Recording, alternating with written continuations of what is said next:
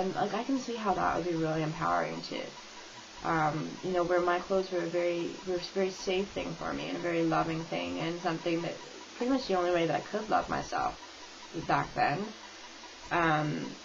You know, for her it was kind of like a prison, and it was empowering to get rid of that. You know, I know that a lot of times we all get lost in a size. You know, we all want to be a size 0 eventually. And for my clinic, we took a whole bunch of pair of jeans and we took the pockets off of them. And as a good for occupational therapy, it's something that we did in inpatient. Well, I didn't do it, but the clinic did. It was called Pockets of Pain. So each pocket was an individual. You know, so we had these universal genes and this universal desire to be one, you know, one size, all the same, but we're not. And it was just such an interesting and awesome way to express ourselves. And we actually had an exhibit on that. It was really, really awesome. So yeah, clothing, we definitely need to talk about it a lot more. I've actually done a video on how to shop for clothing after you've gained weight. It's a lot of fun.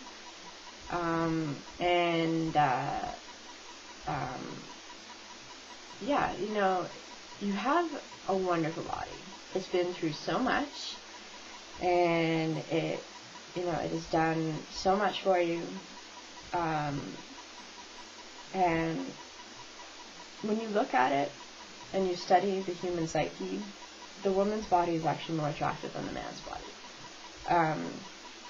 Just based on, it's very curvy, it's very, very, very symmetrical, more so than the man's body. And it's very desirable. So, you know, yeah, be proud of the body you have. Be proud of the clothing that you put on it. It's not everything that you are, but we all do have a style, and just wear it like you own it, because you do. You're a soul with a body, not a body with a soul. And, you know, your body is your home, so you get to decorate it the way you want, you know, as long as it's positive. And it's just, yeah, you know, we can get so caught up in the fact that, you know, if we've been abused before, you want to cover up, you want to hide, that keeps you safe. Yeah, I get stuck there too. But I spent like 3 years with a therapist saying over and over again, your mind will keep you safe. Your mind will keep you safe, your body will not. If your mind is in a place where it's confident, where it knows that it can take care of you, where you're thinking smart, where you're acting smart, and you're calm, you can go out wearing anything you want, because you're going to be safe. And, you know, there are some men that will say if you dress a certain way, then you're asking for the attention. No, that's not the case. Most men I know don't think with testicles, they have a brain, and they think with that. In which case, you know, and we've all heard of the whole idea of, you know, leave a little to the imagination. That's really sexy. I don't like it when guys are, you know, wearing a Speedo. Like, I've never seen anything more ridiculous in my life. You know, I don't want to see that. And so, you know, I don't know, just too much, not good. You know, obviously you have something to hide, and people are going to wonder what that is. Too little, not good either. Because you're asking for, you know, you're not asking for the wrong attention. What am I trying to say? You're trying to point out to everybody that you're just a body, and you're not a soul. And that you're so much more than your body. So just decorate your body in a respectful, happy, healthy way. When you can look in yourself in the mirror and be like, ooh, I really like that shirt, but not because of the way it makes my body look, but just because I remember my body really likes it, and I like the color, and I like the shape, and I like the fit, but it has nothing to do with how it changes my body. I love my body just the same way as if I didn't have the clothing on. And, yeah, that's the other thing. We spent like millions and millions of years not wearing clothing, so bear that in mind too. You know, we did manage to function for millions and millions of years without clothing. I'm not saying we should go back to that. I myself am quite fond of clothes. But at the same time, it's not everything that you are, so don't get caught up in that.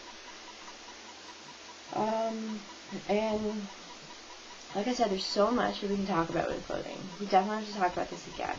And